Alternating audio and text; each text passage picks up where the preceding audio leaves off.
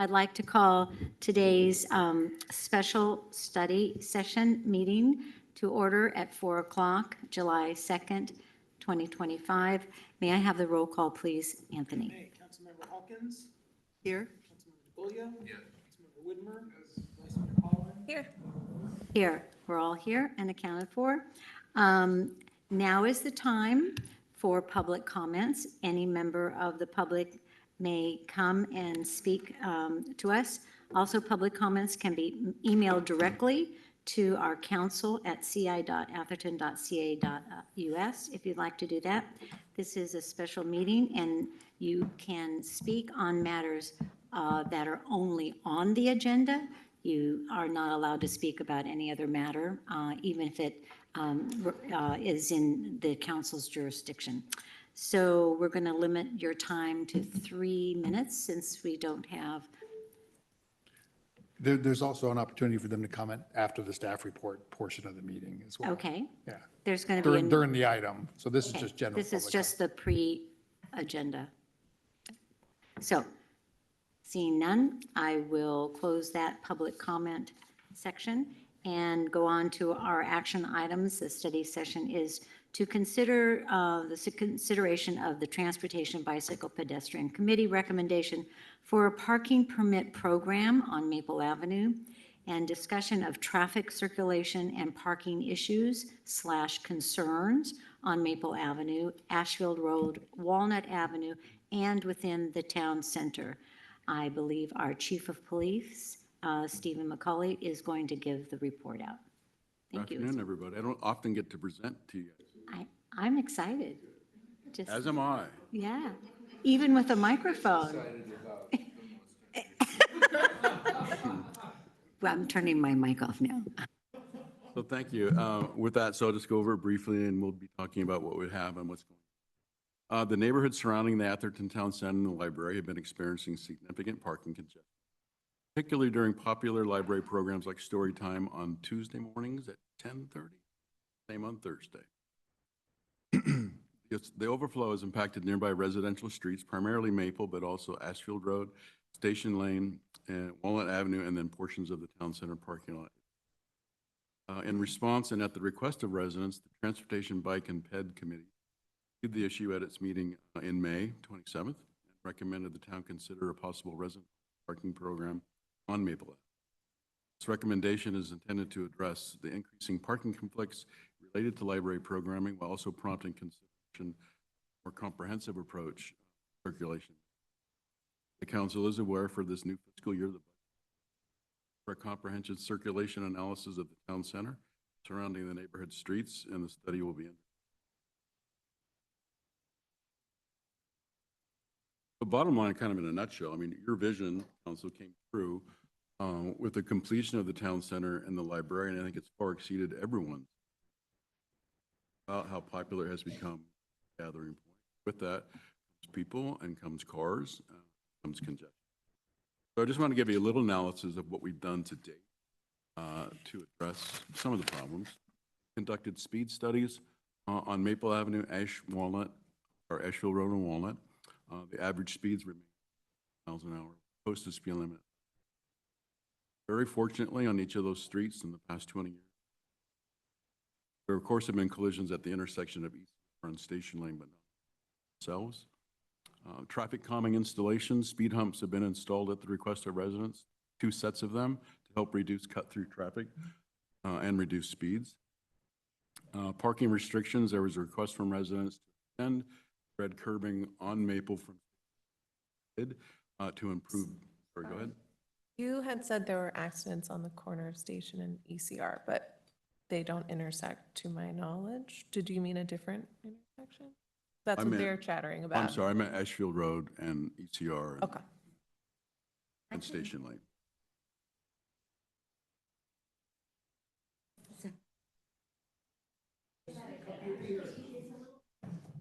Oh, my mic's on. My mic's on. No, there was a question, apparently I misspoke about the number of collisions at intersections. So it's Ashfield Road, Maple and Walnut on ECR and Station. Not me, I just went for it. Program redistribution, I've been working, and George and others have been working directly with the library manager. She's been great to work with and very responsive. They've already voluntarily been relocating some of their programs to the park, like yoga and others, that were on the same days as story time and really causing a lot of the issue. Mainly focusing on library story time. In addition, I worked with the library manager. We produced a letter in English and Spanish, because a lot of the people that are coming to story time are caregivers, others encouraging them to either carpool, walk, bike, which is hard with kids, but also to avoid parking on Maple if they can. And also staff now, have a library staff is actually going on story time, trying to redirect traffic to different areas away from. So ongoing and emerging issues is the neighborhood spillover that I talked about, displacement risk, looking at different strategies for parking, then operational needs, not just of people that are coming to attend the library or attending meetings, but also staff. In the police department, most of our staff park in the back parking lot. Some of us use, as does town staff, and some suggestion recommendation that town staff park over at Palmer Park. Probably easier said than done, but potentially could do that. We're looking into that. And focusing back on the recommendation from the Transportation Committee was a neighborhood parking permit program that has been discussed. There is an area in town where permit parking is currently in place, Almondrell and McMain. And that is the only other place in town where there's permit parking. Again, mentioning the comprehensive circulation and parking study, we do believe that, with some time, possibly looking at 2 to 3 months, unless there's another suggestion or recommendation, continuing to work with the library, we do see that some of the efforts have been productive, and continue to put these in place and see what the outcome is if it's starting to mitigate the parking. That includes our parking lot management. Infrastructure and signage enhancements. George and I were talking this morning, I know he's talked with some of you about potentially putting in some signage on Maple and Walnut, and potentially Ashfield, no library traffic, no library parking, not enforceable, but just a sign and suggestion could be. When you talk about permit parking, there's a lot of different parts and pieces to that. Comes with enforcement, comes with impacts to residents that we need to be aware of. I think we might be a little ahead of that at this point. To digest what we've done and what we're going to do, and potentially look at that if we think that there's still a need based on your recommendations. And one of the last ones we have, and we've looked at everything possible around it. One that is coming up is our courtyard, what happens to be right there, taking up valuable parking space. That could be a potential to move it. I know it's much easier said than done. It could be your project to do that. I don't know if that's feasible. Again, based on your recommendations, George has been looking at that. Robert Elvadi has been not sure if that's feasible.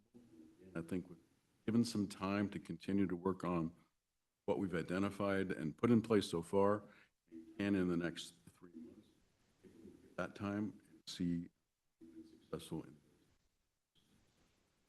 Recommendations for next steps. I mentioned allowing potentially 90 to 120 days. I know it's a hot button issue for the residents. We are completely aware of it. Our traffic unit monitor it.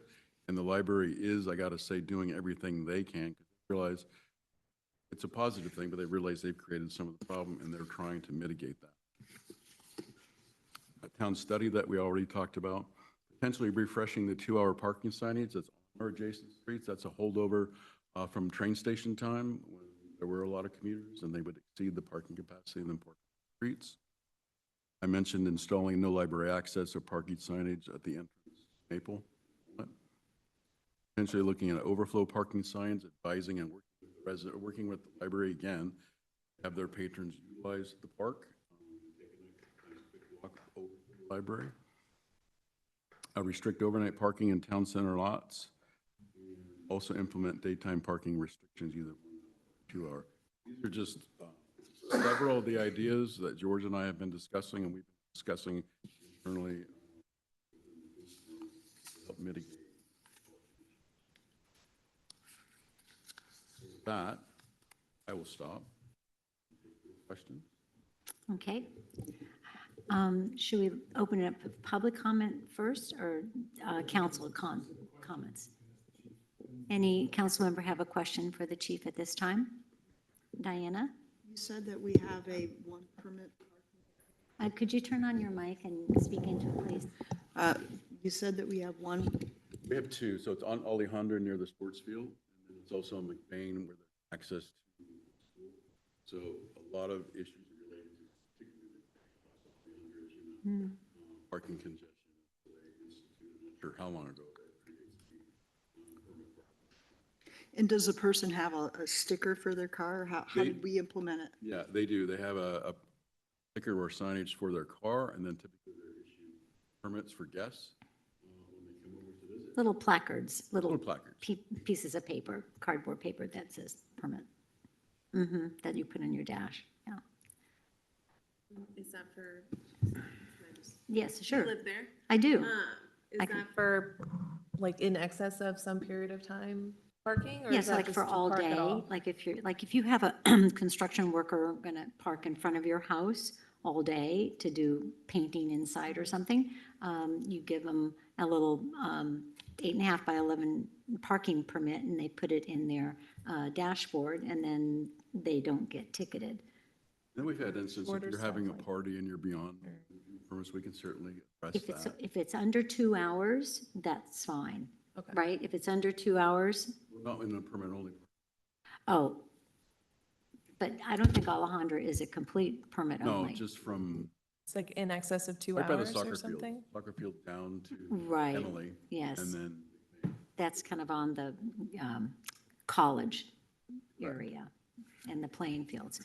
Yes, Rick? So just to clarify, so McBain is a resident permit parking only, and is that during certain hours? during the day, because primarily it's students that park there, quite a few, too. Okay. They're running late or whatever, and then they. And so that's Monday through Friday, like 8 to 5 or something? Correct. And how is that enforced? Is that enforced proactively, or is that only in response to complaint? Typically and historically, we've addressed this with complaints. And then when we start to receive complaints, then it kind of turns to proactively, because we know that it's up again, and focus some time. Anyone else? Any other question for the chief? Okay, so we're going to open it up for the public in just 1 second. Is that all right this moment? Okay, I'm going to open up the conversation. Oh, yes. Oh, Councilmember DeGolia has another little thought. So in the staff report, there was also some discussion about Station Lane. And how do you conceptualize that doing anything on Station Lane could improve the situation? I'm glad you brought that up. So again, library staff looking for ways to reduce parking. They've had their staff parking on Station Lane heading south. Some of it's too close to the corner, but we're trying to get them down, because there's about 5 or 6 spots at least. On the right. On the right. And again, it makes it Towards narrow, but Hoskins. it's passable. I travel that way to and from home all the time. So it's definitely doable. And again, it's just, say people are late, but they want to park close and they want to get into the library.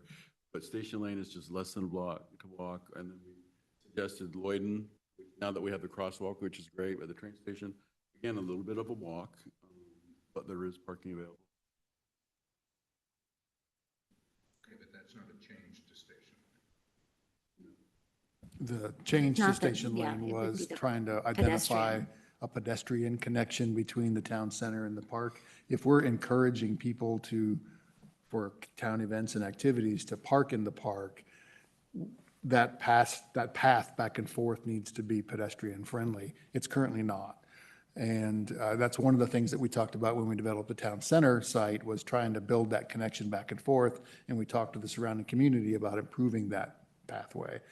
It's going to be challenging because of the oleander trees on the Caltrain side, trying to maintain that screening while still finding a way to make it pedestrian friendly, because it is a little bit narrow. But it's something the circulation study and the traffic engineer could look at. Your follow-up. Is your concept that if it were more pedestrian friendly, that's one outcome of it, but we are specifically directing people to go to the park. And if it's a town activity here, and we're directing them to go to the park, we need an ADA path of travel to our town activities and events, and it's currently not that. And as you're aware, we've been working with, I know, Councilmember Whitmer, a crosswalk would be great there. It's difficult working with Caltrans because of the proximity. Put the crosswalk further down Watkins towards ECR, people are going to use it, and they're going to cross at the intersection. Safest area there. Diana, you have a question? I wanted to ask, there was some discussion about finding more parking spots here, and there were some that identified that we can do immediately or soon, and then others we're still looking for. Can you review that with us? Sure. Let me pull up a map, actually, on the screens. Might help. Show a visual. And also, do we have an idea of how many more spots we need? Do we know this That's- yet, or do we not know the effect of the changes with the programming? There's been some programming enhancements, and that's part of the answers that the traffic circulation and flow study would address, is what's the need for the town center. But as you're looking at the town center, some of the areas that we've talked about adding potential spots are along here, which is From there. At the Fair entry Oaks. off of Fair Oaks. There's a mulched area with some trees near Matt Chen's house, back of Yeah. Matt Chen's house. Part of the town center project, and some of the other neighbors know, we made some concessions with some of those adjacent neighbors so that the new trees that were planted there were part of that conversation with Matt to improve the screening of the new building to his property. But there is space in there to add maybe 3 or 4 parking spaces, whether they're DG or gravel or some sort of other ad hoc spot. The other area that we could potentially add some spots, as everybody knows, there's some mulched area over by the Public Works gate. That's currently all Caltrain property. That entire swath of parking there is still Caltrain. But we would convert this mulched area into parking, and that's about 6 to 7 or so spots.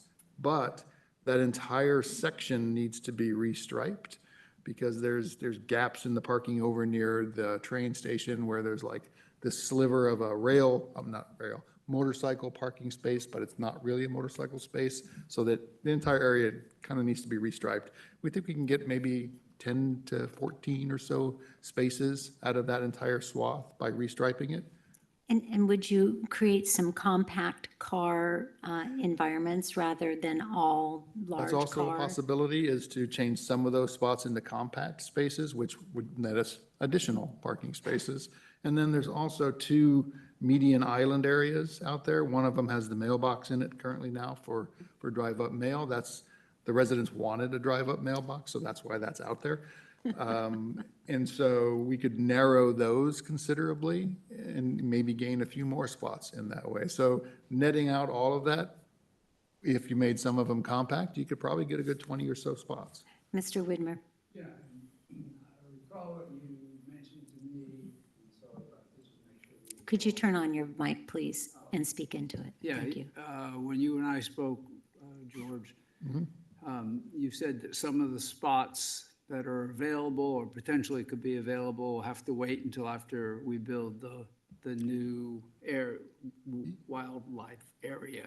Yeah, the children's nature garden at the back of the library. Yeah, so where is that area going to be? Is Is that this area up here? Yeah, it's the mulched area. It's going to be used as the laydown space for the contractor for their materials and supplies while they build that community garden. That's a distant change. That should be done, the project should complete by the end of this year. Yeah. So it'll be done by Yeah, I just then. want to make it clear. Right, it's because not a people quick, get excited quick about fix the right 5 now. more And we would spots. restripe when that's all complete. Yeah.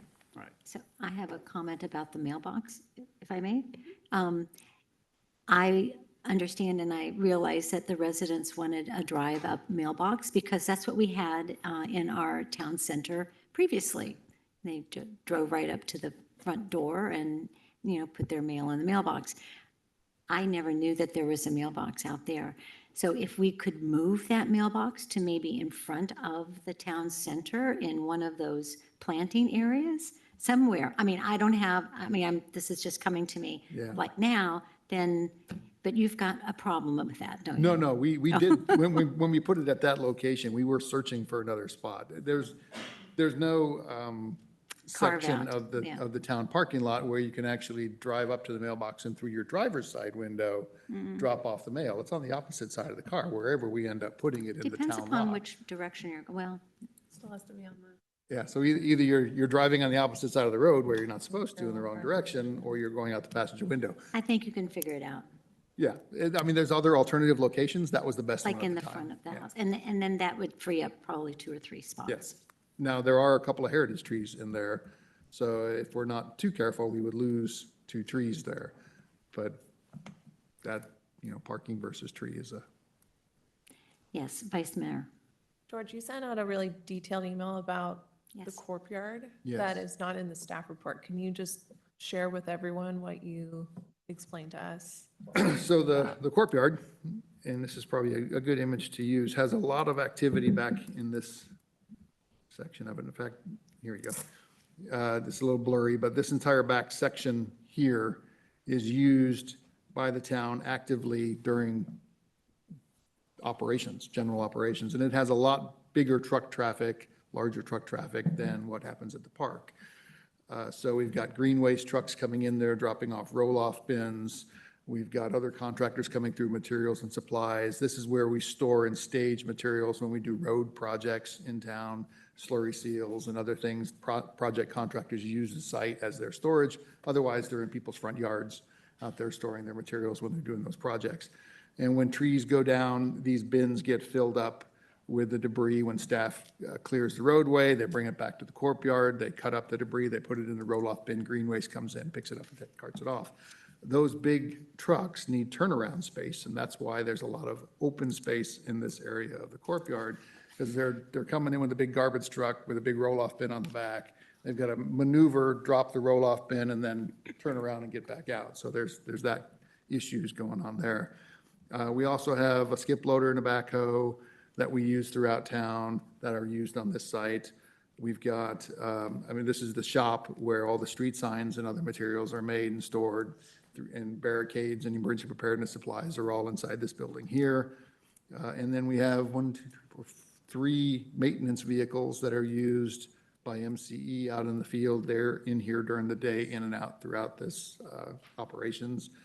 The Public Works employees, MCE employees, they park interior to the site, so they're not taking up space interior of the town's parking area.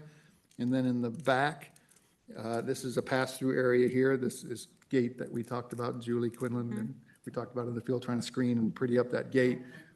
Yeah, a few years ago. And so we do have vehicles that come through that back gate and drive through this area here. They're mostly town vehicles, not the big trucks. And then there's a gas tank back here in the back that is used to refuel the diesel for the skip loader and the backhoe. So moving the site is a possibility. We talked about locations to do that in town. Outside of town is not recommended, but in town somewhere is where it would need to be operationally. You could move it interior to the park and combine it with the courtyard in the park, but then you've got these big skip loaders and green waste trucks with roll-off bins driving through the park where you've got kids and cycles and all kinds of stuff going around. That's kind of a safety concern.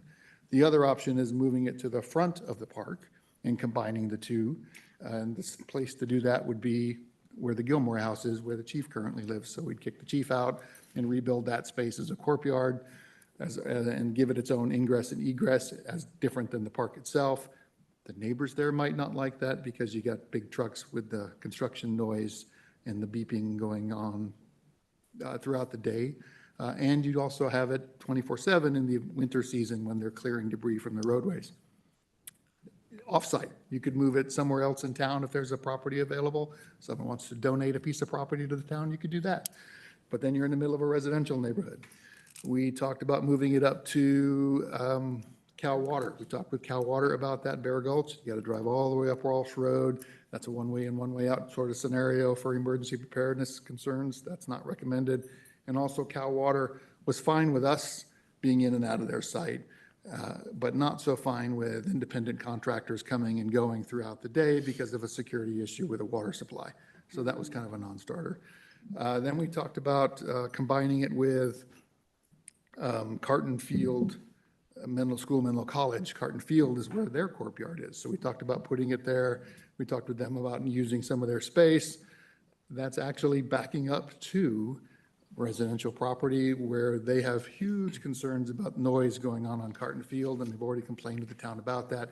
Adding more activity to that site is probably not a good thing to do either.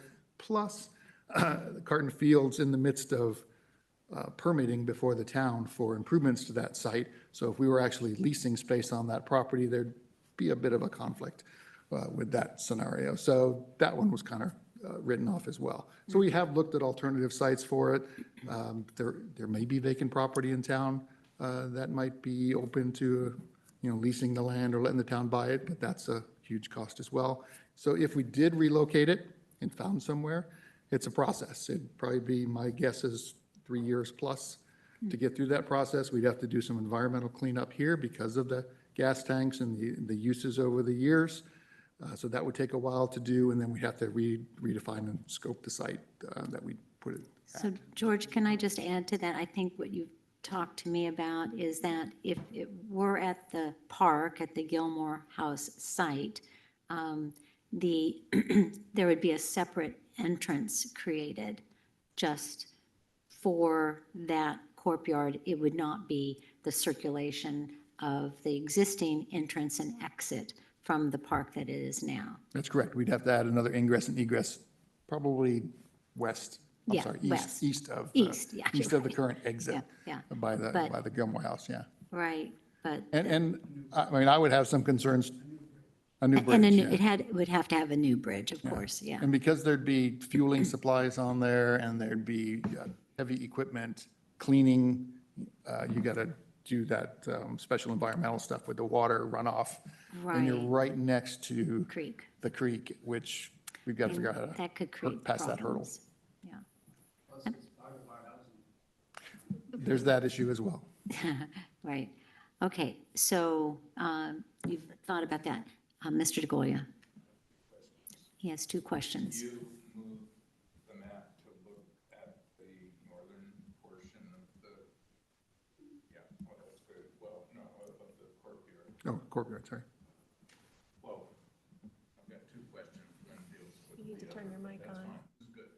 So yesterday, George and I walked through the courtyard together, and there are, and given the need for trucks to turn around, there's very limited availability. But the only place that it looked to me like there was availability, and this is where I'm getting to my question, is where you see the major dumpster in the up, that one right there that's dark, and there's a little light one above it. And to the right of that major dumpster is an accumulation spot for tree material, and that dumpster takes the tree material that then gets dumped by green waste. But on the western side, right where his cursor is, under the tree, there are 3 concrete bin areas that have different material in them, gravel, some small and some large, and they're not efficiently managed. Like there's 2 that have exactly the same size gravel about like this. So my question is, if we were to consolidate those gravel bins and open up the section right next to them, which would be available where his cursor is, if we did that, then would it be possible to move the large material dumpster over to there and maybe open up a few spaces where that large material, not there, up above? Because I think down below, you can't really open up that space down below because the water treatment area that's right outside the fence makes it so it's, that area makes it so it's not convenient for somebody to drive around there. But if we're adding parking to the dirt area, it's conceivable we could go to the south a little bit into where those dumpsters are. And it's not many spaces, but add a few spaces. We'd obviously have to get Caltrans permission, but I wonder what your thoughts are of that. Sure. So this image is from April 2024. Since then, Caltrain has done some improvements in this area here with some additional equipment. And they frequently come in from the Watkins side with their trucks and materials to maintain this new electrification equipment that they've got in there. Because right about this line right here is the extent of Caltrain right-of-way. It actually cuts into our courtyard, and everything that we're using here, right up to the edge of our building, is actually Caltrain property, not town property. And they have a gate, a PED gate here that they access into their site, and they want to maintain that access. So if they're amenable to adding a couple of additional spots here, it's possible, but they want to maintain as much of that space as they can. The other possibility, when Stacy and I were walking the site, we sort of talked about it, is if this area down here could be consolidated, there might be an opportunity to add a couple of spaces right in here on the opposite side, where it's currently parking over in this area, but it stops here. And the reason it stops is there's an AT&T underground vault there that does make a lot of noise. So there's some screening vegetation around there to muffle the noise, but it might be possibility to kind of redesign that a little bit without moving the vault, but still add a couple of spaces there. Okay, all right. So, Mr. Whitmer. Yeah, so going on what Rick was talking about earlier, if we cleaned up the site where the material is dumped, it looks like it could be a couple, 2 or 3 spots that you could open up that would be for staff. That would take them out of this area here, so that's another couple. So if we can consolidate some areas where we're putting, staff parking, which, I think it's important that the staff who work here and like Robert goes back and forth all the time, he's not gonna be walking back and forth all the way to the park. It just doesn't make any sense at all. But those people could have those spots there, and then that frees up. Every spot we free up is a new spot that's available. However, I walked through the park, or through this area on Tuesday, and there were open spots. So I think part of it's summer vacation, but I think also moving some things that the library Library's has done, making has changes. started to open some things up. And so, it's only been a couple weeks, so Yeah. we got to see if Can I that make a trend comment holds, I first? think. Right, and you're right.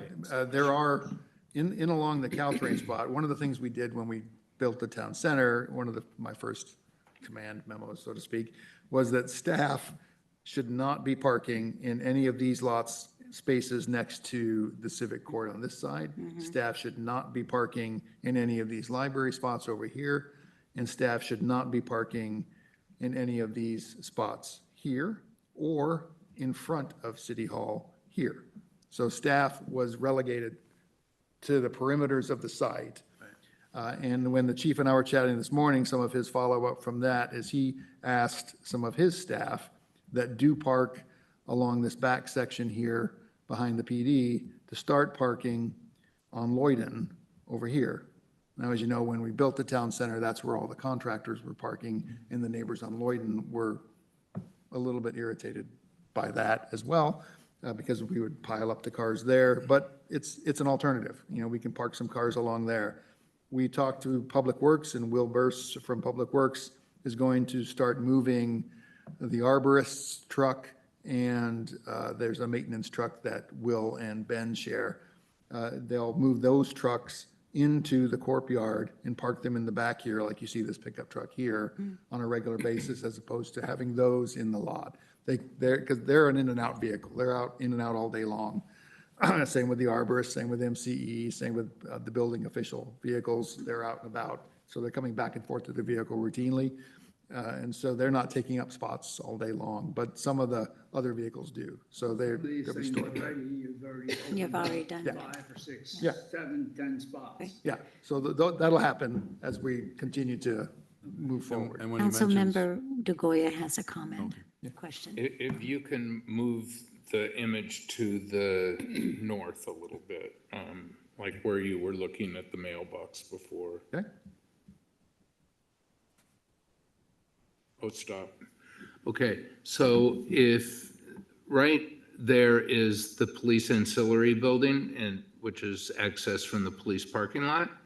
And next to the police ancillary building is the driveway that's used to put vehicles or other items that the police accumulate and they need to store in the ancillary building.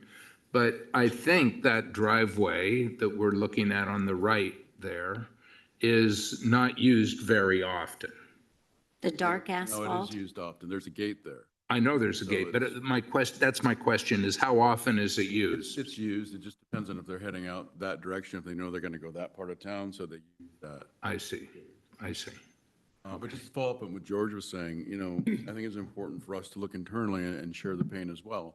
So, we're pulling out all the stops, and the parking that I'm asking my folks to do temporarily is just on Tuesdays and Thursdays during story time in the morning, and that we can park off-site. I can walk half a block. I think I'll make it. And back and forth until we start to see how this stuff percolates. So we want to do that, which will free up, 6 or 7 spots on that Tuesday, Thursday morning. And I just emailed the library manager to let her know we're doing that. And please use your staff to direct them down to the train station where there will be open spots during story time. Thank you, Chief. That's a really good first step here. So my comment was going to be to council, do we want to direct staff to incorporate into the traffic study the possibility of using the courtyard as we did?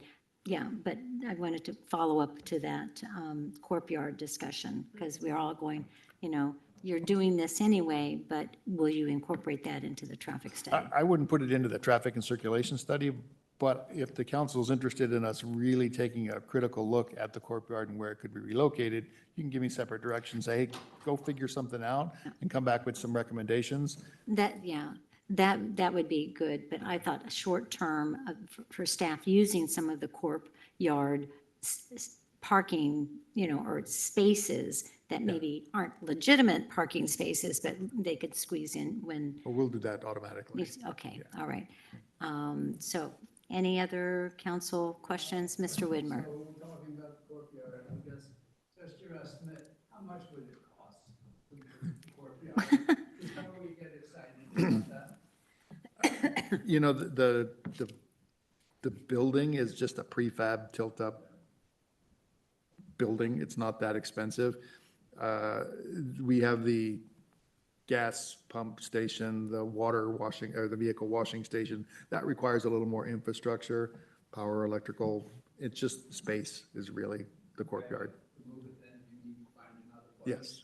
There's a cost associated. There's a cost associated with that, and I would not suggest that the town lease space, then you're at the mercy of your landlord. landlord.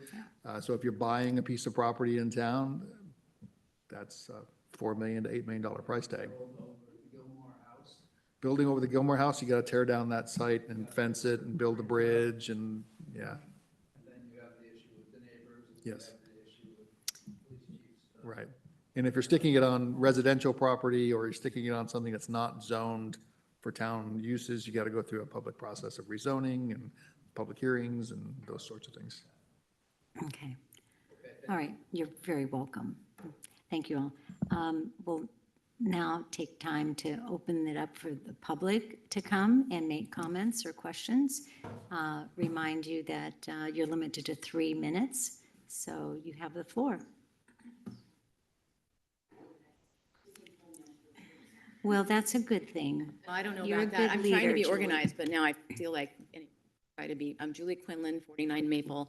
I want to say thanks, first of all. I can tell that there's a lot of thought and consideration, especially hearing. I've walked the area with George. That's great because I think you understand, and we've been living with this for 3 years. And we've kind of been waiting, well, maybe it'll die down. Shiny penny, it's not. And so if at times we appear strident, because we've had it. All the overflow parking and the safety hazards that it brings up, and I think about that from some of the people. It's real. right now is the dead time. Families go on vacation this time of year. And so you cannot at all judge what the state of the neighborhood is based on, kind of bucolic summertime. So I'll get to it. A couple of things.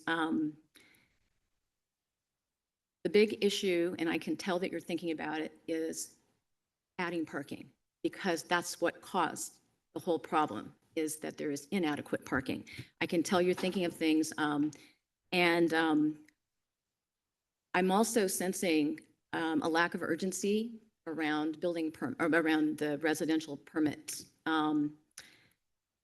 We need them now.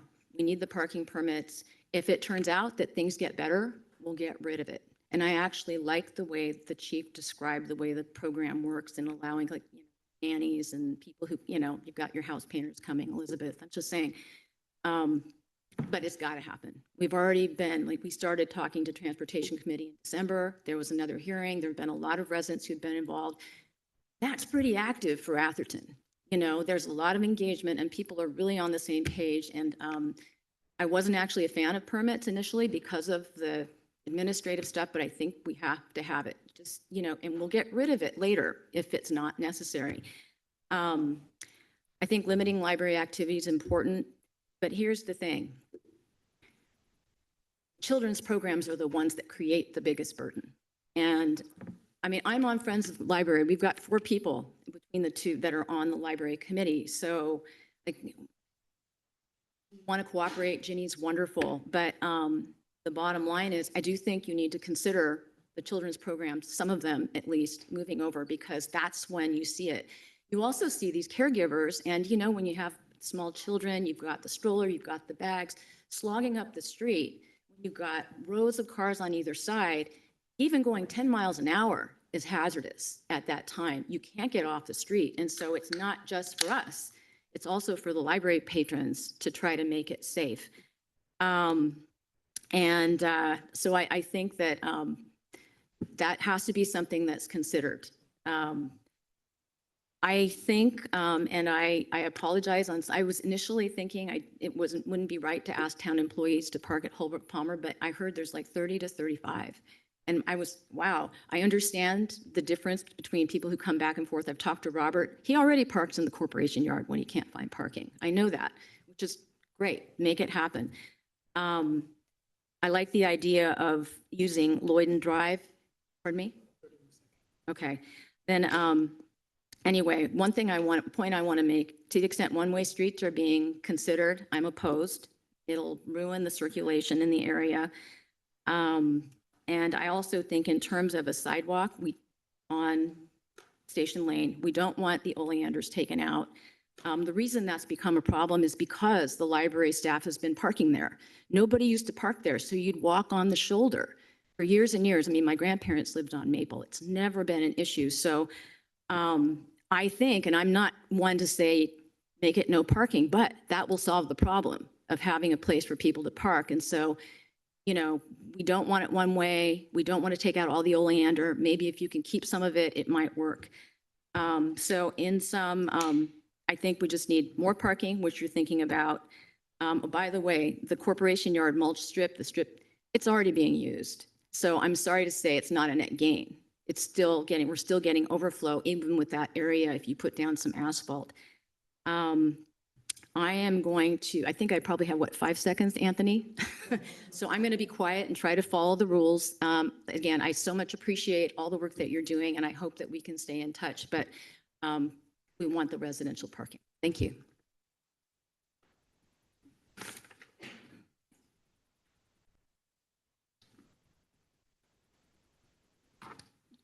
I wanted to follow up.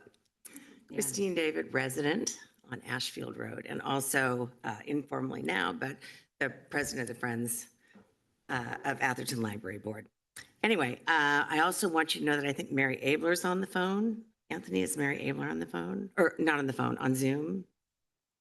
Yeah, so we're available for questions if you have any. We recently had a meeting between the residents of Ashfield and Maple to discuss all of this and had a pretty good showing, I think, pretty good showing. We came up with some ideas that you've already heard, but the #1 request is parking permits.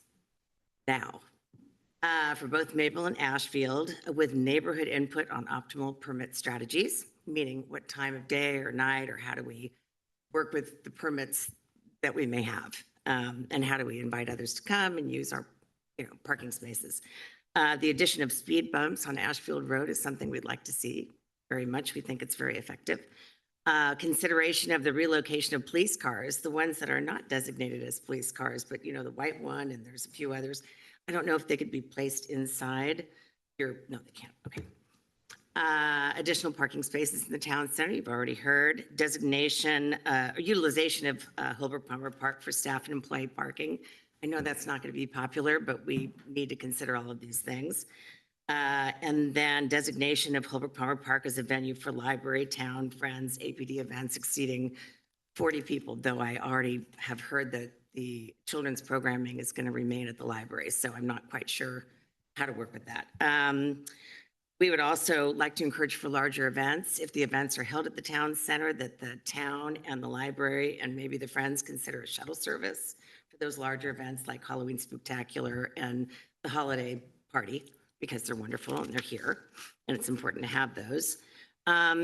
With Dinkelspiel Station lane enhancements, we want to preserve the current two-way configuration, protection of the street's shade, screening from the train and mature trees, and consideration of a street level walkway on whatever side is most appropriate so that there's safe walking between the two locations. We also talked about having wayfinding management signs that would say, for overflow parking, head to the park. And there's a nice walkway back from the park to the town center if you can't find parking. And then placement of parking time limit signs around the town center so that those who are using the town center that are not employees or designated as such know that they have a limited amount of time. Maybe it's 2 hours. 3 seems to be a lot, but I'm not sure. Anyway, that's it. Everyone loves this town center. I mean, everybody loves this town center. It's a great addition to our neighborhood, and we're so pleased with this, the success of it.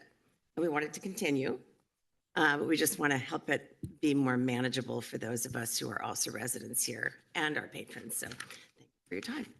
Thank you, Christine. I'm Grace Ferrando from Maple Avenue. And on a side note, I want to start just while I'm thinking of it regarding that mail drop off over there. I ran into a friend this morning who mentioned she came to the library yesterday just to return a book. She couldn't find park around and around. So it's crazy out there with everybody's story. And but anyway, I'll just read what I wrote earlier, and I didn't want to assume that the council had already read my letter, so I'll just read it now to everyone. I'm a 34-year resident of Atherton. 32 years ago, my husband and I built our home on what was a quiet Maple Avenue, raised our children here. Fortunately for us, it was a safe time for our children to walk to the library and toss the ball out to other kids on the block. With the recent construction of our beautiful town center, it clearly has become a different place. No longer are we a quaint little neighborhood, but a city neighborhood trying to accommodate all at the library. While these activities are wonderful to be offered to the community, the street parking is not safe for the patrons.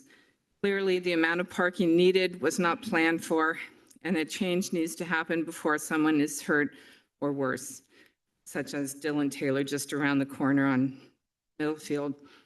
With summer travelers out of town, the pattern slows down quite a bit. A recent speed bump placed in front of my house only encourages some cut-through drivers to go faster, ever so slight bump. I feel you are not taking these issues seriously and are trying to band-aid our complaints. Saturday, June 14th, mid-afternoon, a medical emergency occurred on our block. And with so many cars parked in front of our homes, in this case, an address was blocked.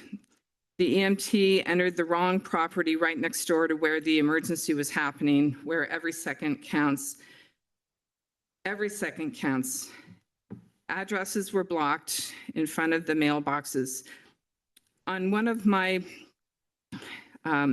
daily walks over the Ashfield, a neighbor who lives next to the historic town hall right behind me had left something in his car.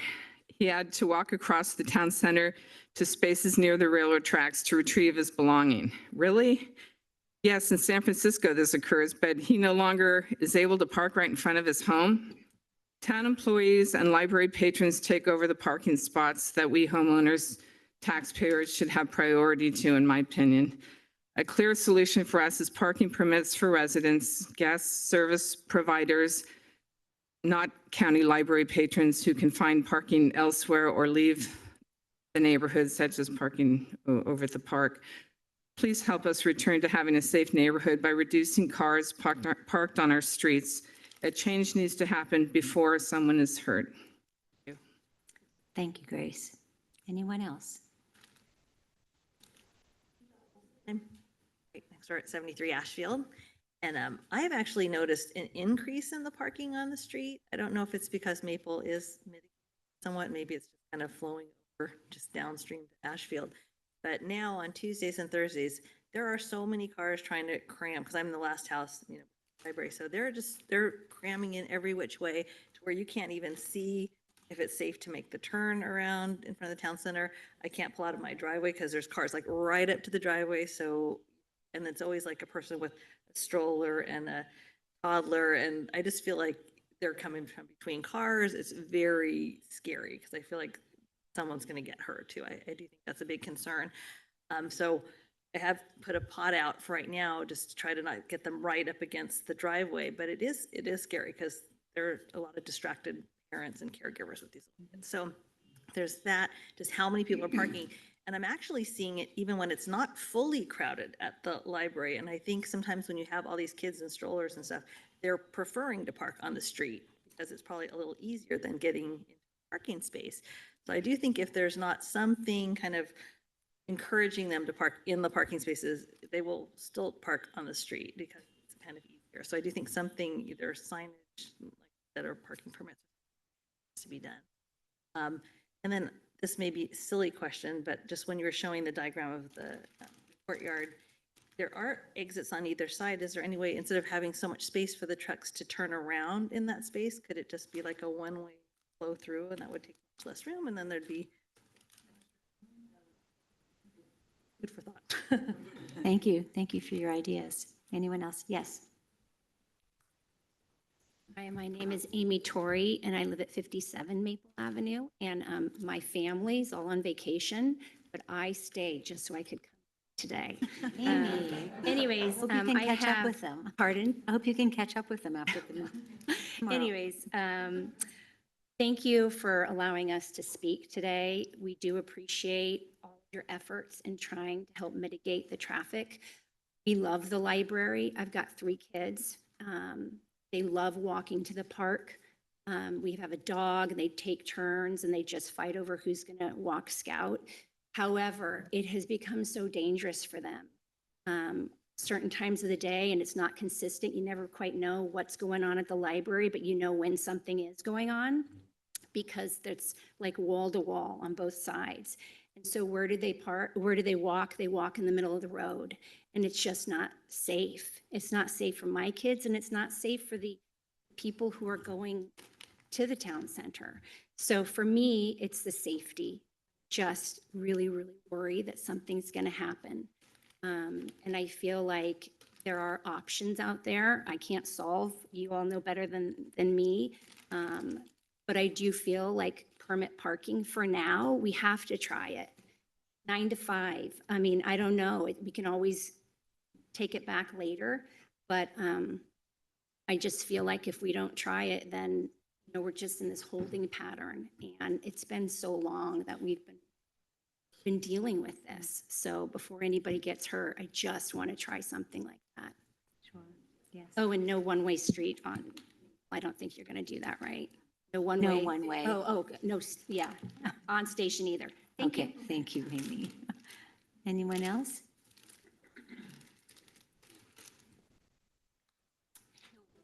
I'm Yvonne, and I'm on Maple Avenue, and I'm with Grace. I've been here a few years. I think it's 30 this year. Things were I want to different then. remark on the change, because when I moved here, Yeah. my oldest daughter, who's very active, was everywhere. top of the play structure in the park. She climbed the tree about 30 feet up, the one that's in the sports, rode her bike through the parking lot here, and she ran up and down that ramp to the library. She had this cool pedal car she shared with her friends on the street, the good ones, and the kids took turns riding on the street. And delighted to move here. Family friendly, gorgeous. Now, safety and feels really different. And I don't know if Madison, she's 30 now, if she were 5, if I would let her do those same things. Just can't. Here's what I think the analogy is. And the thing with things like this, you don't take action until it's too late. I want to describe what the risk feels like to us. Risky and tense. Something's going to happen. When I pull out the driveway, I have very cars parked in tandem on both sides. So I am maneuvering. Okay, it might be I'm not a great driver, but I kind of take an 8-point turn to get out. And I am trying not to bang into the cars parked there and avoiding the cars that are coming down the street. And sometimes they're very hurried. They're actually trying to get to an event. I'm not sure they're paying attention. I pull out of the driveway, I don't know, once every 2 days, but it's nerve-wracking. So it reminded me of the parking lots, like, isn't that where 20% of accidents happen? It's when you're there and there's a lot of moving parts on both sides of you. And all of a sudden you see a kid in your rear mirror and just have to be super, super careful. I do think that this is set up for injury to happen. I was the house where the paramedics showed up. I was just in my kitchen and 3 paramedics with a stretcher came in. I was actually nervous that my husband had cut his finger off because he was actually working with woods and saws at the time. But they were like, well, where are the fire trucks? I don't know. Where are you? What are you looking for? And it was fine. It was an honest mistake and it was short. I did wonder, what would it take for emergency people to find the right house? And that's just another risk that we think about. So I like a lot of the ideas I heard here. I run a research firm, so I'm sort of data driven. And I noticed that except for Portola and Woodside, San Mateo down to Palo Alto, they have permit. People do it. Yes, it's an administrative burden, but it's done and it works. The other thing is that as you build supply of parking spaces here, I heard 20 was the number, now it's stuck in my head, and then I heard 5 plus 5, so now I'm thinking 30. I think it's great, but we do a lot of behavioral science research, and when people come down the street, you've done it. You're going to see the fireworks, you know it's going to be busy, you see that spot right there, you take it. That's what we see. I'll just take it because it's scarce. When there's scarcity, people take it.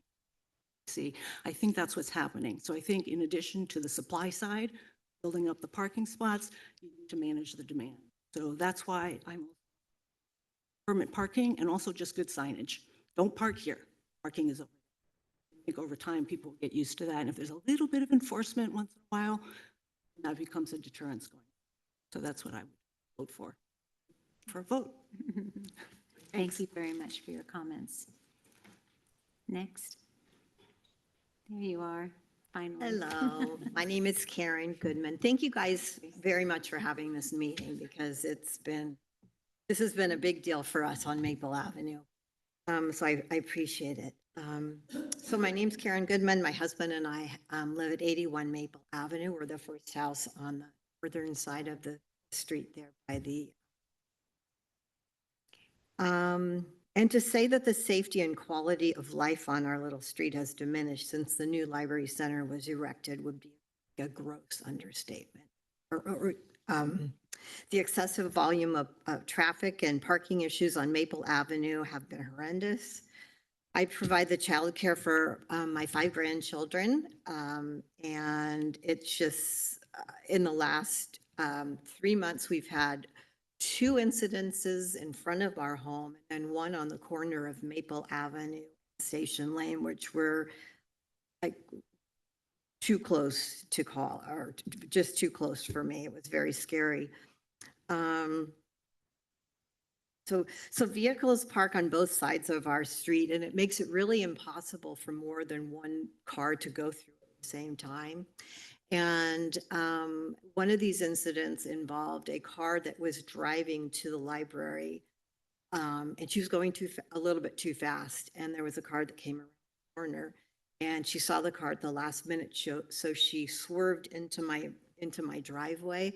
Well, in my driveway was my daughter she was actually parked in my driveway. She was taking a stroller out of the trunk of her car, and she was almost hit.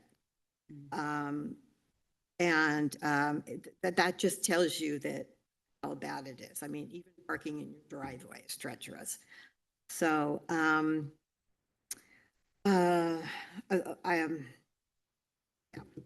so today, I heard what you said, officer.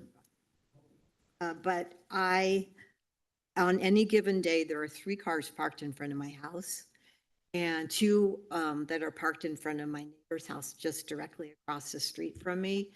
As of Thursday, I think I even have a picture of it in my phone, actually, and it was taken last Thursday. So I don't know when the programs were changed or if they're going to be changed, but I do know that 220 days is way too long for us to have to wait for these changes. My daughter is a nurse at Stanford Children's, and she and all staff have to park a 15 to 20 minute walk away from work, and they're charged $9 to do so. And it's just something that they have to do and they understand, and it's, they're all used to it, and it's fine, because the parking that's at the hospital itself are for the patrons, or the patrons, the people, and the town hall and what have you. So I don't think that is unreasonable at all, especially if the employee is able-bodied. Of course, if they're not able, should be able to park to their work. Stanford does provide a shuttle in the morning and one at night before the shift and right after. But I don't think that's necessary, because this is a 5 to 8 minute walk away from the town center. It's a beautiful place to park. It's a beautiful walk. So the 5 cars that you said that are parking now on Station Lane, that just covers my home and the home across the street from me.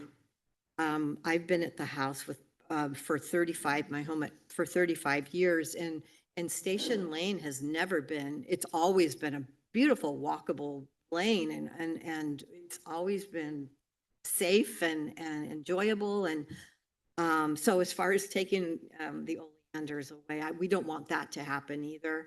I think that if we were I also think it's unfair for the people on Station Lane to have parking in front of their homes as well. I mean, I don't propose that we take them off our street and put them in front of our neighbor's home. That's not fair. Okay, so also the biggest thing for me though right now is permit parking. I'm just kind of going over what was said earlier, but permit parking for me is just, it's so important that we get that. What we're saying is true. We wouldn't be lying about the trials and tribulations that we're going through right now. We are really scared. Everybody on our street is afraid for our family, afraid for our children. I wanted to also say that the people that live across the street have 3 little kids. People that live beside me have 2 little kids. They're both away on vacation, or they would be here. And anyway, I just thank you in advance for anything that you could do, especially the permit parking. Okay, thank you so much. Thank you for your comments. Are there any other members of the public? Thank you. Just state your name. Can you hear me? No, you might have to hold it Might have up, to. only because. I'll you're hold so it. tall. How about Yeah. that? Because my back won't go down. So my name is Tiago Marinho. Me, my wife, and my 2 kids live on 66 Maple. And first of all, I want to thank the committee, the effort you're putting into solving this problem. I'm really looking into the details of how you can increase the parking in the library. I think you all understand the problem we're going through. I want to start with a big ask here is that although I don't personally like permit parking on my street. It's something that sometimes is uncomfortable with guests. You have to manage the parking permits. You know, you have to, oh, you forgot to put the parking permit, somebody gets a ticket. But right now we're asking for something we don't like because we think it's necessary. Maple Avenue is a very narrow street. It doesn't have sidewalks. And what's really happening is it might not be designed that way, but it's being used as a de facto parking lot overflow for the library. And that's just a fact. And it doesn't support it. It's not working for the street, and it is dangerous. So me thinking about this problem is the immediate solution is permit parking. Permit parking with signage so the patrons can find alternative locations to park, like Holbrook Palmer Park. And I also noticed you mentioned Loyal Drive, which has sidewalks on both sides, so it can support parking better than Maple. But and with the permit parking, you protect the immediate risk that's happening at Maple. And if somebody's coming to the event at the library and they're late, they can't find parking, they have the option to maybe drive to Holbrook Palmer or arrive earlier, or just maybe not go, or carpool or something like that. But we can't allow that to be happening and Maple Avenue taking the burden. Now, I do appreciate the effort, and I think the long-term solution is to look for those parking spots, is to move programs to the park and help the employees find a place where they can park, something maybe where there's incentive to park at the park, there's a rotation, they can volunteer to do it, and together we biting little by little, I think we can find a solution, because I love the library, I love the programs, I have 2 kids, I want them to enjoy the library. I want people from our community and from the larger community to come here and enjoy the library, but at the same time, I want the street to be protected, to be safe, and I think that we can, as somebody mentioned, we can always take the permit away if it's been a problem, if it didn't work. But right now, I think we need to protect the street. Thank you. Thank you very much. Any other member of the public like to speak at this time? I think we have 1 or 2 who haven't yet. I'm actually representing Mike today. I'm representing someone else who can't be here today because way out of town. I have a text that came in from. We're going to give you this opportunity one more time. I mean, we're just really, I really did big wanna mention sticklers one thing about on my the side. rules. Yeah, she's unmuting. She can raise her hand, or If Anthony knew. Lindsay Walker? no, there's Mary Adler who sent a message that she's driving. Oh, well, probably not a good idea. Okay, Lindsay Walker. We have 2 Lindsays on Maple Avenue. This is Lindsay Walker. Okay, thank you. On a side note, I just wanted to say it's so much about the children. Thank you for taking story time so seriously. And we want to keep our children safe. Thank you, Connor, for representing the kids on the block. Because, yes, And of course. thank you, Connor. Such a patient boy. And thank you all for taking this time out this beautiful summer afternoon. So Lindsay says, I agree with Amy, Grace, Karen, and others who've spoken. This conversation is about safety. We've been trying to solve this problem through proper channels for months, and every step of the way, I haven't felt heard. It was my 8-month-old baby who went into anaphylactic shock on June 14th. Every second counted. He was there with me at the last meeting about this issue. You all met him. He is my world. Please help us implement permit parking with due urgency. Thank you. Okay, thank you. Thank you, Lindsay, for your comments, and Grace for delivering them. No one online? Okay. Madam Mayor? Yes, sir. Before you start to deliberate, I wanted to provide some additional information. I know you have Mary Adler on the phone, who's the Deputy Director over at San Mateo County Library, so if she does have something to say, she's welcome to join in. Good. But I wanted to share, just for your information, as you talk about items, this is a typical Tuesday at the library. So Of in their terms programs? in terms of programs, this was July 1st, so this was yesterday. The maker space is something you can't do at the park. It's built into the library. It was designed for that purpose. And so they start the day with story time from 10:30 to 11:30. That's in the children's section of the library. And then there's a break. And then at 1, they have open lab, drop-in memory lab, which is part of the makerspace. It's media driven from 1 to 2. And then there's a break. And then they have crafternoon, tote bag decorating from 4 to 5, which I'm not sure is part of the makerspace, but it could be. Mary might be able to express a little further. Then they have drop-in sewing and maker exploration, both within the maker's space as well. So those are, that was yesterday. Today, it's a little different. On a Wednesday, they program differently each day. So on the Wednesday, today, again, they started at 10:30 with Tai Chi. That's actually outside. There's about 15 to 20 folks. We're trying to get them to move that to the park as well.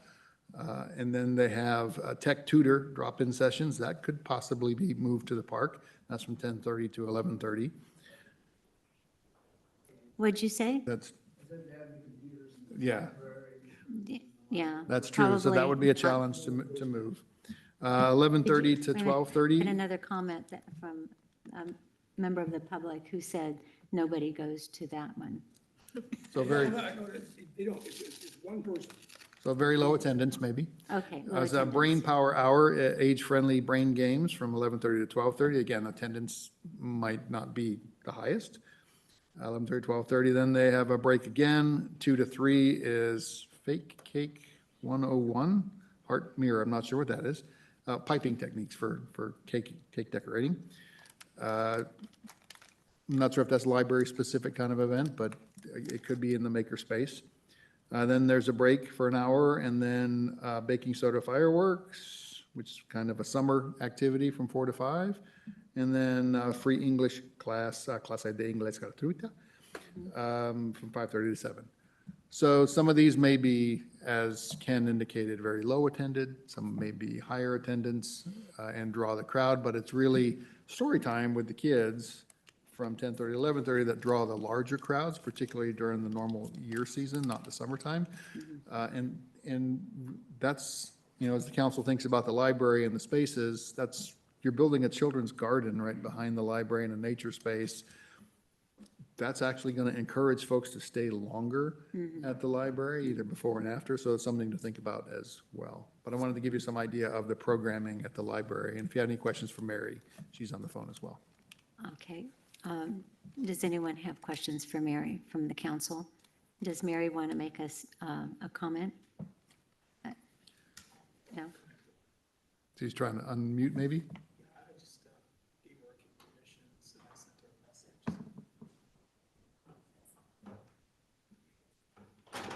Maybe she can clarify some of those questions we were having about, how Yeah, there she is. attending. Hi, everyone. I'm driving currently, so I do not feel comfortable Oh, making any sort of public comment. I'm just here to listen. Okay, thanks, Mary. okay, thank you. Well, yes. I'm closing public comment and I'm bringing it back to the council for questions, and George wanted to interject. Okay. Go ahead, Mr. Widmer. Well, of course, we heard mostly the people from Maple at the Communication Committee a couple months ago, and the story, of course, hasn't changed. I think that, town has a lot of good ideas that are starting to happen, but they're not where they are now, and they're going to take time to resolve. We knew that when we built this site, some of the parking places that were here were going away, and things have really taken off since we opened the library here and had events here. I think that listening to the residents and their concerns over parking issues and concerns over safety issues are very similar to what we hear from people that are doing construction too, when you have a lot of construction around you. And we do take all that very, very seriously. I think that the comment where people said, hey, let's try the permit parking in addition to anything you can do right now. And once if things settle down, that would be something that we could take away later. But I think that doing something along those lines, I think is important, both for the residents and for the safety around here. I also feel that the library should take time or take the expense of having a shuttle that runs like for the children's reading area. We sometimes have 100 people there when I'm reading. There's been 100 people that come in there, so that's 50 cars probably. Some of them are coming locally and they're walking, but most of them are driving. And you know, the library should have, you know, a shuttle that goes twice in the morning to pick people up around 10:15, 10:30, and then have a shuttle that takes them back to the park. I think that should be an expense that they should have to bear, and it should be something that they should have. I'm not so sure that all the people that are coming with the strollers, you know, you're coming from the parking lot, which are the furthest away in the park, so it's not like the park is right there. Plus the crosswalk going across Watkins, you really can't see well with the railroad tracks elevated. So it's not a great parking, walking, crossing area. So in summary, I'd like to see a permit to start with. I'd like to have the library have to pay for a shuttle, especially on Tuesdays and Thursdays for the reading time. I think they can figure that out how they want it. We are working on the consolidated view of this area, how we're going to manage traffic. I think we need to continue on that. We need to continue on with some of the ideas that George has brought up and that we talked about here. But I think that doing something immediately, I think is important. To tell the residents we hear you, and to solve what appears to be a safety case, even though some of the projects that we're starting today are making a small dent in it. I'd rather just go with the permit at this point in time. And if we have to take it away later, then we take it away later. But I think we need to do something right now. Okay. Along in those two areas. So Okay. the shuttle and the permit. Thank you, Mr. Widmer. Thank you. Any council member want to go next? Make a comment? Follow up? Question? I have a half. A question? Well, You have a question? I have a question and a comment, Go ahead. and then I have a part two that I'm still thinking about. So Okay, Vice stay Mayor, tuned, go to ahead. everyone. It's gonna All get right. exciting. Okay. Okay, so on the shuttle, I have a toddler. Most of this traffic, we keep hearing strollers, bags of stuff. I don't think a shuttle will solve that, because how are you gonna put a car seat that fits all the size children and all the strollers and the whatever? So I think it's a good idea, but I think logistically, like, I wouldn't put my toddler in a random shuttle without a car seat. So that gets very complicated for this very specific audience. So I don't know that that's an actual valid solution. Would be interested in hearing ideas, but I just think that gets very complicated, especially if people are bringing strollers. But that's also why we are doing this big, the circulation study of how do we move people from the park to the library, because we'll eventually have a very lovely new playground at the park. We're going to have a lot of stuff at the library for the children. Having people be able to do not just cars between the two of them is the goal. So that's why we funded it, and that's what's happening in this year. So I'm glad that we're doing that. It's a longer solution than what is needed today. So I think that's a stay tuned part of it. I have questions about what this permit parking would look like. I don't remember your name, but I think you were right. Like, permit parking sucks generally. So I hear you when you're saying we're asking for something that's terrible for you guys. So, but what I haven't heard is what that looks like, because a lot of us have like housekeepers, gardeners, people who are coming for short visits, and the logistics of giving people permits is a humongous pain. And a lot of what the library the short-term nature of a lot of people coming to the library overlaps a lot with the people who are coming to your houses for a short period of time. So how do we solve one without making the other one a huge nightmare is where I don't understand how that works, apart from having them run out with placards at all times. So how do you envision this would look like? Well, like I said, we already have permit parking in town, so this is us. It is an impact, which I know that they understand. So there is going to be, on the residents' part, there's work to do. Ours. And I think it's important for me to say that we are not about enforcement and writing tickets, and we're very cognizant of that. Areas, it's always education first. So there's permits issued to the residents that are verified, additional extra permits. So you have to work with your caregiver that's coming, that he or she has it. That's the only way that it works. And so there is work to be done on the resident side. We will handle the administrative.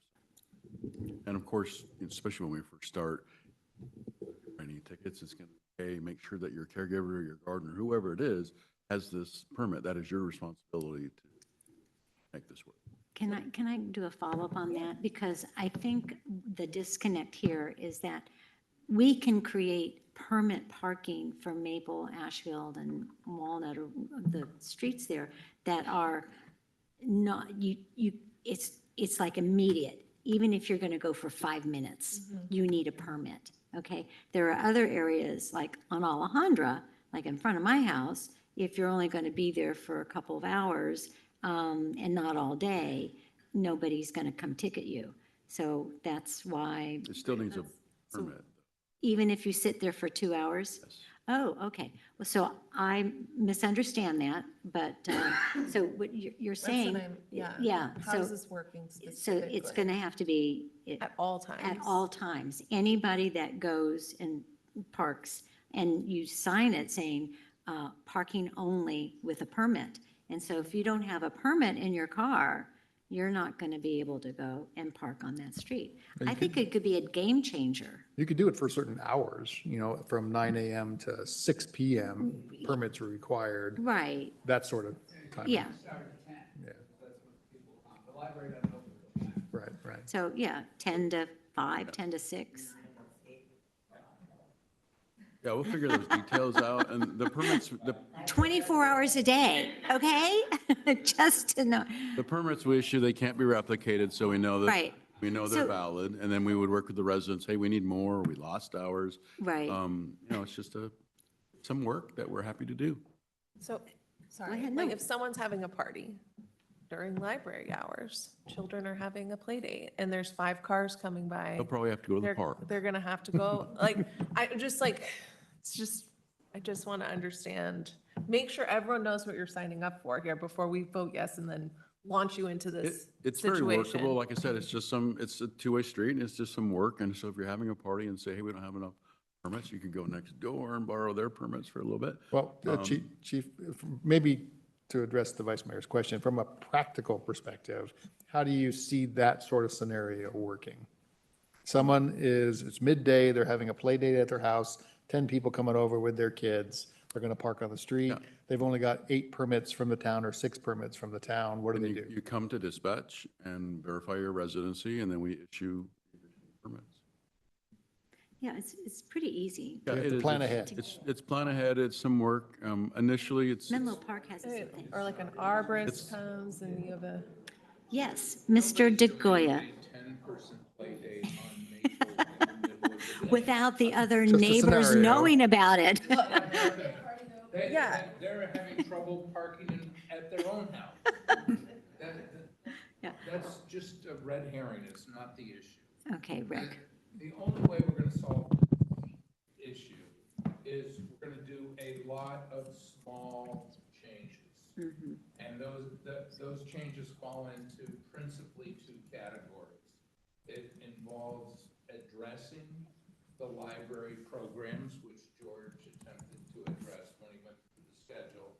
And that's gonna take time for them to work it out and understand. But that's gonna be a bunch of small changes. And things like organizations that are having meetings during the time when there's a parking problem, which is essentially 9 to 6, they're gonna have to call those meetings to be in the park, like the library friends or other people, if they're having some kind of an event that they wanna have at the town center, they're just gonna have to do those in the park.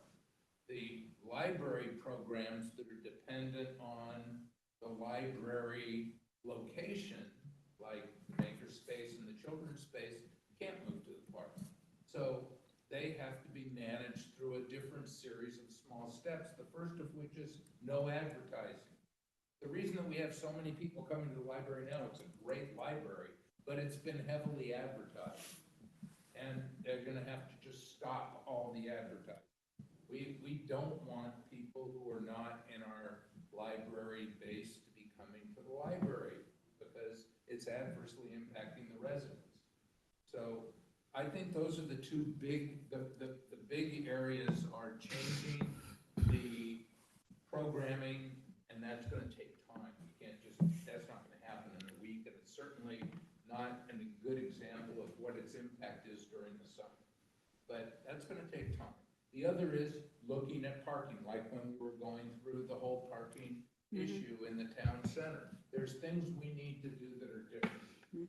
And one of them is we need to try to reorganize the courtyard to get a few more spaces. And I think what Bill said is intelligent. We can have staff park in that space. We don't have to really move fences and do a whole bunch of stuff. But I think we can gain some spaces. And I think we can gain some spaces if we have some staff park in Lloyd. And I think gaining a few spaces through a series of different small activities is going to help this problem. But I really think we have to have an attitude that we're going to make little changes that are going to, in the long run, have impact. Now, I also think there's two big changes that we need to make. One, I think we need to have a permit parking program from 9 to 6 for Maple and Ashfield, and we may have to extend that to Walnut. We'll just have to see. We have that at McBain. We know it works. The police know how to manage it.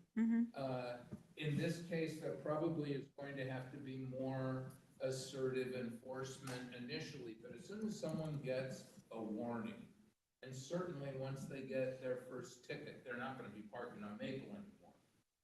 So, and yes, that means, I don't think that a shuttle's going to pick up Kids, moms babies, or yeah. nannies with strollers.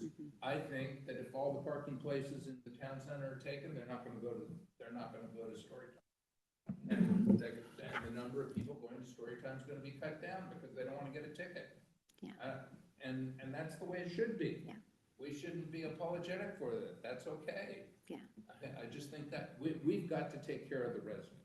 absolutely. The other thing I think we should do is we should implement a parking limitation by time in the town center. I think that when I come in, I either come to here or to the conference room, and I tend to park right over here, and there's hardly ever parking available. I mean, you know, if there isn't, I park in front of the town center, in front of the town hall building, but, and I think that parking, there's people in that parking that shouldn't always be in that parking. So I think we should have a 2 or 3 hour limit in the town center, and we should decide that, but I think we can manage that. I think that will help this problem. Anything else? No, okay. Diana? Well, I too support doing the permit parking, and I'm sorry your neighborhood would have to do that. I've lived in a place with that, and it's not fun. But I think long-term, and I'm in favor of all the programs of addressing how we're scheduling stuff and all the things we talked about today. But I think long-term, the real solution to this is a study of moving the courtyard. If you think about it, does it make sense to have our industrial uses put right in the middle of our town center? Most other cities, they're not sitting right where all your public stuff is.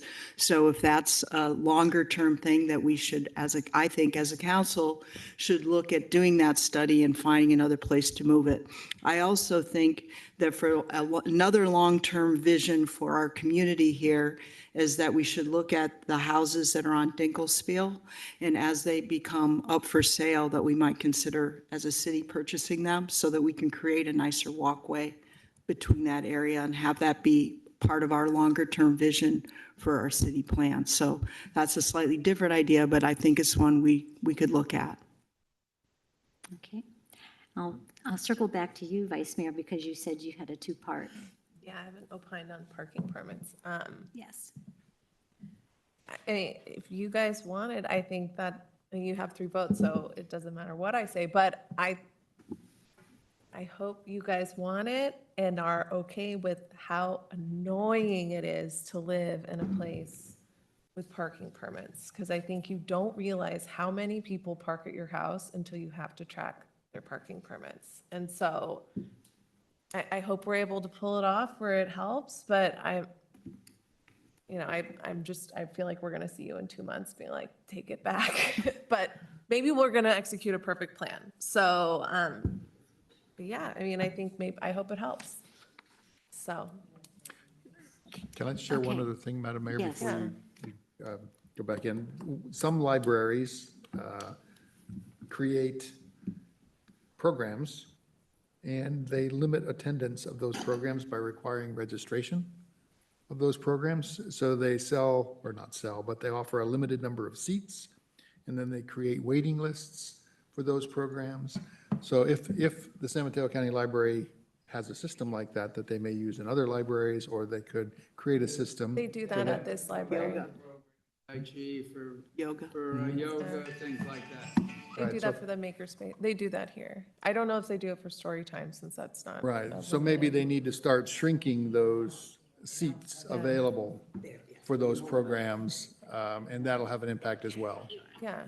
I mean, I think having signs and doing education, because I think what one of you said, where people are parking on the street before they enter the parking lot is absolutely happening. And so I think, I don't know if permits, I hope the permits help you guys, but I think a lot of it is signage and telling people to not park here, because I think they're parking there right away instead of looking in the parking lot. So, Well, they won't be parking Okay. there with permits. yeah, So- there's permits, yeah. Okay, so that solves that problem. Okay, I just want to follow up what you were talking about, signage and painted on the pavement, stripes that in front of the lady's house right here, if we could designate, no parking indicators on the ground, people aren't going to just sneak up there and try to park willy-nilly. I think what has happened is really, really a tragic situation. The success of the town hall, Colette's, the library, and, people just come and want to walk around and mill around and maybe not even go to the library for programs. But having your neighborhoods feel the brunt of the traffic and the unsafe situations, I really had no idea, until you all brought it to our attention a few months ago. So I'm really happy you have, and I really feel that we're trying to pull out all the stops and try to figure out the best way forward. And I think the top of the list has to be to start with parking permits. And if you all want to do it, then we should do it post haste and get that program going so that you see that some action is actually being taken. And you've been heard on that. The other thing that has been discussed is finding more spaces in our property here, using the courtyard, little bits and pieces, having cooperation with staff to maybe, park at the library if you're going to be there all day and, you're not going back and forth. It is kind of a nice walk. Creating a safe walking spot along Station Lane. We call it Dinkelspiel or Station Lane. Yeah, that's one and the same. Is, I think, really important. I've walked that. I've come, that's the way I come from my home. And the oleanders are big. They're, you know, they've grown up and they do create a lot of protection from the train. I wonder how thick they are in depth and if they could be maybe cut back a little bit and, you know, still remain. I think that needs to be investigated to give us a little bit more space to create a safe walking and biking path. That would be really important. Safety should be at the top of mind with all of this. So I'm very much in support, as everybody else is, for the permits, and Mr. DeGoya wants to follow up. Yeah, just on that issue, I walked Station Lane today thinking about this issue pretty carefully, and there's really no realistic way to put a walking path on the west side of Station Lane. People are parking there and the library is directing their people to park there, and I think that's good. We need, I mean, that's taking 6 or 8 spaces out of the town center to have them park there. It creates congestion, but parking is legal on the west side of Station Lane. It's not legal on the east side because there's really no room to park. And when you look at it carefully, for 15 yards, there is a chain link fence from Maple toward Watkins that is no doubt the train's fence. Yeah. And then it stops. Then there's no fence for about 50 yards or 60 yards. The oleanders, there's some trees in there. It's not just oleanders. The oleanders could easily be removed, but it only would make sense to remove them if we could plant other material that would screen the neighborhood. And the question there is how close toward the train can you plant it? Because there's no point in doing anything there if we can't put a walking path next to the road. We don't need to increase the road, but we need to put in a walk path if we're going to do something. So that has to be looked into. And we may need the cooperation of Caltrain to make it make any sense. But I think it should be looked into. How much that will really result in people parking in the park and walking to the town center, I'm not sure, because frankly, Station Lane's pretty nice to walk on, as long as there aren't cars coming. It's a nice walk. But I understand the point that if the town is doing something, we have to make it safe. Right. So if we're really very actively going to be promoting to get people to walk that road, we probably have to put in a walking path. That applies to staff as well, if we're directing them to Right. park I there. understand, for anybody. Yeah. I mean, I just. So one of the issues with some of your comments is Caltrain will not allow us to put a crosswalk on the east side of Station Lane there, across Watkins. It's got to be on the west side.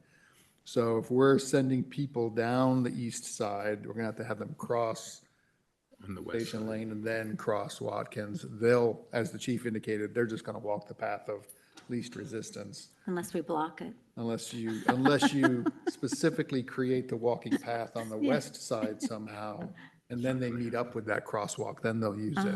Yeah, just a second. Yeah. Mr. Widmer wants to follow up on this. Yeah, so, you know, I ride or walk over here, and I'm on that road all the time, and with another car coming when you're on a bike, it is tight. And so I do think that we need to make more space on that street if we're going to do anything and put I think, put I a think walking that's, path, I because think that's there's agreed. no way, even on a bike, when a car's coming the other way, it can be dangerous. Right. I Okay? think everybody agrees And- about And that. as I said also several times at this meeting, crossing over onto Watkins, if you're a smaller person or child going to the park to play baseball, you just cannot see Over the hump. over the hump because they have the train tracks elevated. And so there needs to be some sort of protection, and it may be that we have to have people walk down the street and over. Yes, But a new crosswalk on Watkins would have Yeah. to be created Yeah, but that's- to cross over further down and over, yeah. So I just don't see it can be a safe walking area that we're directing people with cars coming down it without making any changes to, Yeah. there's elm trees growing there. I mean, it's kind of a wild area. Well, I just think it would be worth the study, okay? Because it's, I think it's where there's, I just wanted to make one more quick comment about, a resident comment about the change that we've experienced over the last 30 years in our town, in our streets, in traffic-wise, and the increase in traffic, and the people just are not very polite anymore either, and considerate in the way they drive and where they park, or, oh, maybe I shouldn't be parking here because, this is in front of somebody's driveway or, mailbox or something. People feel very rushed, entitled, I don't know, that they just can do whatever they want and park or squeeze. And so I hear you and feel the same way. I mean, I've lived in this town, well, not 30 years, but close to. And the traffic around my house on Alejandra is incredible. And when Menlo College and Menlo School have activities, you can barely get down the road. So anyway, I think we're all feeling that, but I think you guys have been feeling it triple because of the library programs. But I think you've heard that we are trying everything we can do to help remediate it and make it better and more safe. So, Do we need a motion? This would be an ordinance. I think we're These direction. are ordinance? No. We can do it by resolution, and we'd bring the resolution back to you Okay, at the next meeting, once the chief meets For with a the few of the permits. neighbors, works out some of the details of time and signage and how permits are going to work and all that sort of stuff. Mm-hmm. We'll bring the reso back. Then we've got to actually implement it by creating signage, putting it in the ground, all that sort of thing. And then the other takeaway is that we're still going to continue forward with restriping when we can get there, converting the mulch space, working on courtyard parking for staff and other Doing the folks. study. And doing the study. And so we'll do all those sorts of things as well. Were you supportive? signage, wait, just signage, no library event parking. That's where I was going next, yes. Overflow parking at Holbrook Palmer, no library access or parking signage, just. Do you support that sort of approach as well, in addition to all these other things that we're doing? Absolutely. And time, periods. Yes, Oh, there'll be yeah. time period for the You permit You parking. can't park here all day long and all night long. Right, in the okay? lots, yeah, Because there are some. yeah. Yeah, where we would look at for that is the ones that are internal to the civic court would be a shorter time period than the ones that are on the edge, but Right. That sounds confusing to me. Yeah. Then people are gonna have to know, well, it's 1 hour here, 2 hours there. I think we should just have 2 or 3 hours. 2 or 3 hours. Between what hours? Because, our council meetings sometimes last 3 to 5 hours, and so we're going to be towed. We'll get a. Oh my God. well, that wouldn't be permit parking. That wouldn't be permit park, well, yes. Yeah, that's Yeah, all you're right. So during the day, we could work out a sticker on windows or something like that, yeah. Okay. Yeah, don't give this person a ticket. But there are Yes. So will you come back then with a specific for that? When we come back with the resolution for the permit parking, we'll also talk about the parameters of the town center parking, which is the only other real issue. Thank you. Okay, all right. I was just Stacy. wondering, are there people who do spend the day in the library? Like, we have people who might rent office Yes. space. I'm just wondering if they're all, if they Yes. would have thoughts on, If they spend the whole day in the library, they ought to ride their bike here. No. They need to go park at the park. Park at the park They and need- walk over. Park at the park. I think that's the right answer. There are library, We shouldn't accommodate them in the town parking. Yeah, especially the people that No. are in those conference rooms, they're there all day. and There They are. should be told they have to go and park at the I park. agree with that. I'm just, there are folks that actually bring their, a Library work service trolley sounds with like it. computers, Mr. Nice laptops. Guy They work in the anymore. library all day long. Yeah, Yeah. we There are, have the there's library tell tutoring them to programs park that in go the park. on in the library. there are residents who Yes. are there all day. Yes. As well. So I hear you, they should be at the park, but like, that's not always, would be interested if the library would have some thoughts on how they could accommodate that very small category of patron. If there's a day pass or something. Yeah, I feel really strongly that if somebody's in the library all day, they should park in the park. I do too.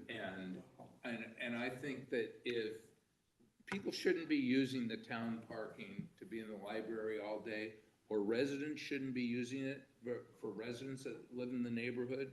If they've got guests coming, they shouldn't be using the town center parking to park in. I'm feel great about a 2-hour limit. 2 or 3. It might be Yeah, 3. maybe 3 is 3 better. hours is better, I think. But, okay. Okay. Motion to adjourn. Anything else? A motion to adjourn? So the Yes, rest of motion the to next adjourn. meeting is July 16th? 2 weeks from today.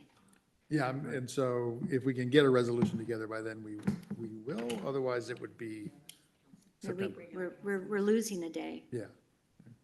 Losing the day for what? A month. And I'll be work, reaching out right? to Yeah. probably Try to do you it and live. We're going to try. tomorrow. Yeah. Yeah, we don't want Okay, to wait till yeah. September. Then it Okay. doesn't show that we're- Anything else? Motion to adjourn? Yes. Second? Second. Adjourned.